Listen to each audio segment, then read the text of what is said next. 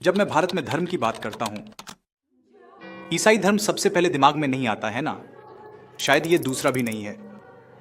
भारत की केवल 2 से 5% आबादी ईसाई है।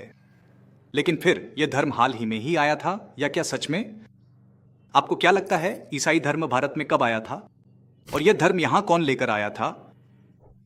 हम चेन्नई के सेंट थॉम बेसिलिका में हैं और यह चर्च भारत में ईसाई धर्म के आगमन से जुड़े कई पहलुओं को जोड़ता है। यह है कहानी।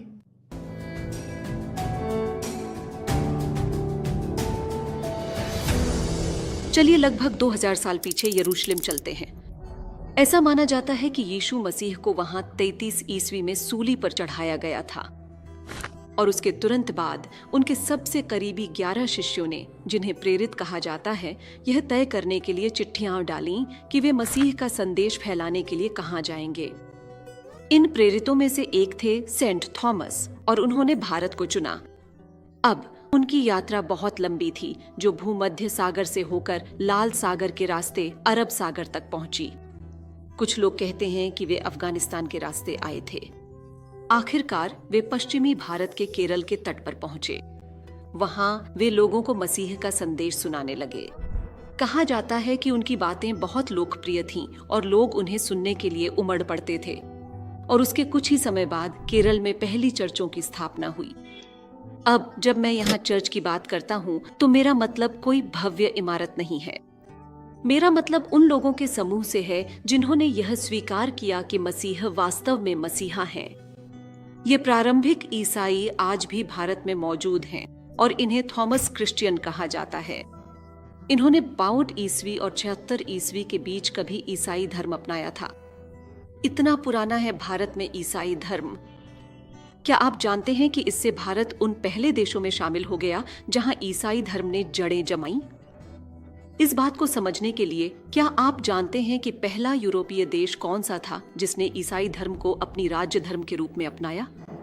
वह आर्मेनिया था और उसने 301 ईस्वी में ऐसा किया, यानी भारत में ईसाई धर्म आने के लगभग 250 साल बाद। केरल के थॉमस क्रिश्चियन आज दुनिया के सबसे पुराने ईसाई समुदायों में से एक हैं। केरल में उतरने के कुछ साल बाद कहा जाता है कि सेंट थॉमस एक प्रायद्वीप पार कर वर्तमान चेन्नई के मायलापुर के तट पर पहुंचे। वह उस जगह पर रहते थे जिसे आज लिटिल माउंट कहा जाता है। हर दिन वह कुछ किलोमीटर दूर समुद्र तट तक पैदल जाते थे, लोगों से मिलते थे और मसीह के बारे में बात करते थे। यहाँ भी उनकी बातें बेहद लोकप्रिय थीं और कहा जाता है कि उस क्षेत्र के राजा भी सेंट थॉमस की बातें सुनने आते थे। इस लोकप्रियता के कारण सेंट थॉमस के कुछ दुश्मन भी बन गए। एक दिन जब वह लिटिल माउंट में प्रार्थना कर रहे थे, उन पर हमला किया गया। कहानी है कि भागते हुए थॉमस की मृत्यु पास की एक पहाड़ी पर हुई जिसे आज सेंट थॉमस माउंट कहा जाता है। उनका शरीर समुद्र तट पर लाया गया जहां वे हर दिन उपदेश देते थे और वहीं उन्हें दफनाया गया।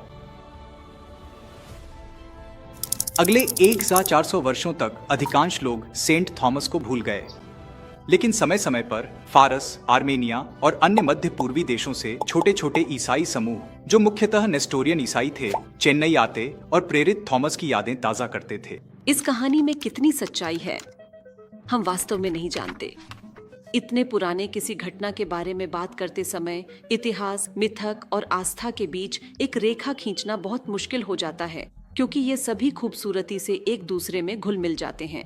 लेकिन हम 1500 के दशक के बाद की घटनाओं के बारे में अधिक निश्चित हो सकते हैं, जब पुर्तगाली पहली बार व्यापार के लिए चेन्नई आए थे।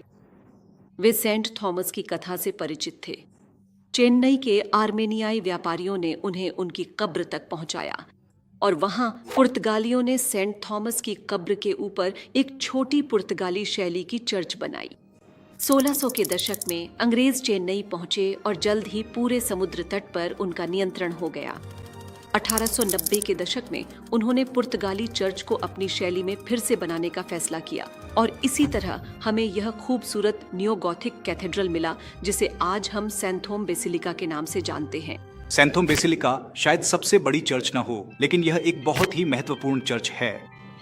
देखिए, पुर्तगालियों द्वारा सेंट थॉमस की कब्र की खोज के बाद उनके अवशेषों को यूरोप ले जाने के कई प्रयास किए गए। उन्हें पहले इराक के एडेसा, फिर ग्रीस के चियोस और अंत में इटली के ओर्तोना ले जाया गया।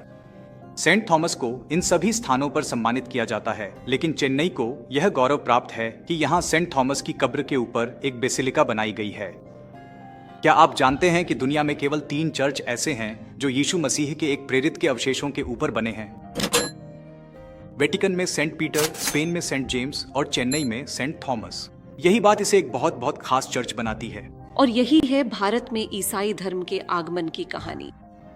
क्या यह आश्चर्यजनक नहीं है कि ईसाई धर्म भारत में लगभग अपनी शुरुआत के समय से ही मौजूद है? इससे यह भारत में लगभग पूरे यूरोप की तुलना में कहीं अधिक पुराना धर्म बन जाता है, कम से कम 250 साल पुराना।